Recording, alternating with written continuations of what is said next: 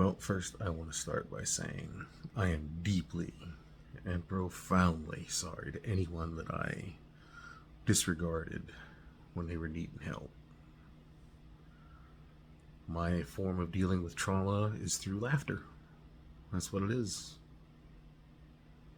I laugh. That was my coping mechanism. Didn't matter what it was, I laughed. Why did I do this? Stigma. Stigma drove me to it. Stigma from family. That's the worst part. And it's so bad in the Native community. I wish there was a way to just, I don't know, make it disappear. But we've got to just start having open conversations about it.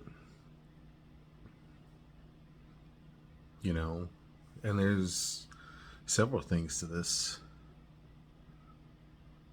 including, notwithstanding racism by dark skinned natives against light skinned natives. It's a real thing, and it sucks.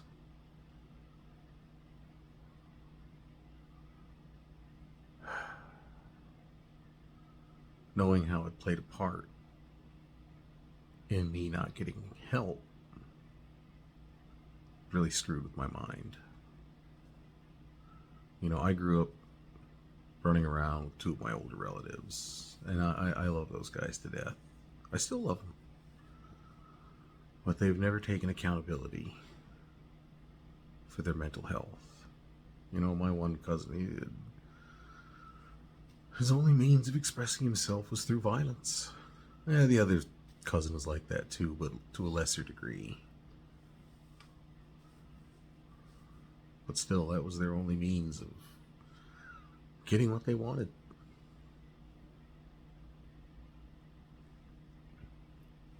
And yeah, it sucked. All of it just sucked.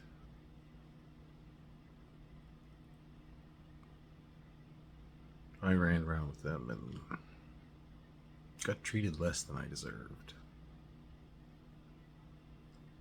And I went out of my way. They brought me along, but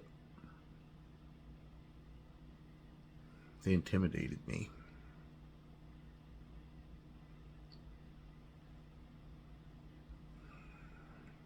And they were filled with the, gotta do this to be a man, be a man.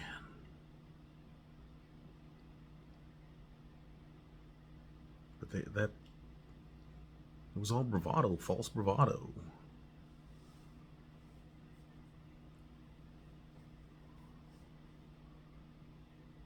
The idea that taking care of your mental health is somehow a bad thing.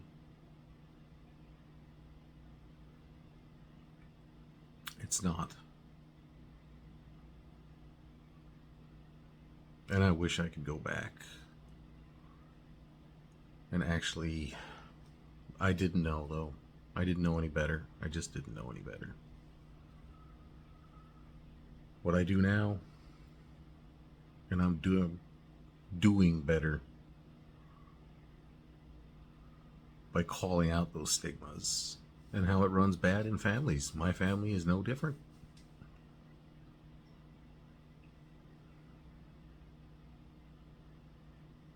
Everyone needs help, and there's no shame in asking for help. It is strength to ask for help, not weakness. Never let anyone tell you otherwise. End the stigma. End the stigma in Native communities. Because it's killing our youth.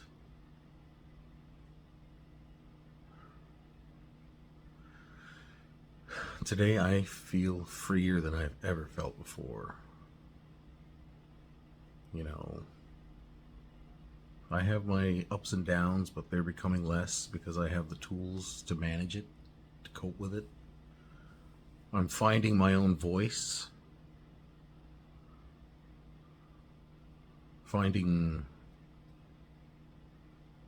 everything. But it starts with taking accountability of your mental health. And yeah, you just, well, I haven't talked to these two relatives of mine in a long time. And it doesn't seem like that's going to change. So yeah, they're not a part of my life anymore in any way, shape, or form. I wish they were. I wish they would get help.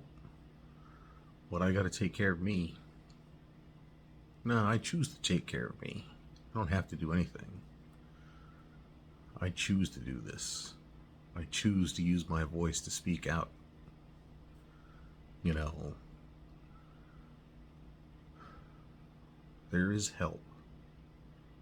You don't have to suffer in silence. I suffered in silence for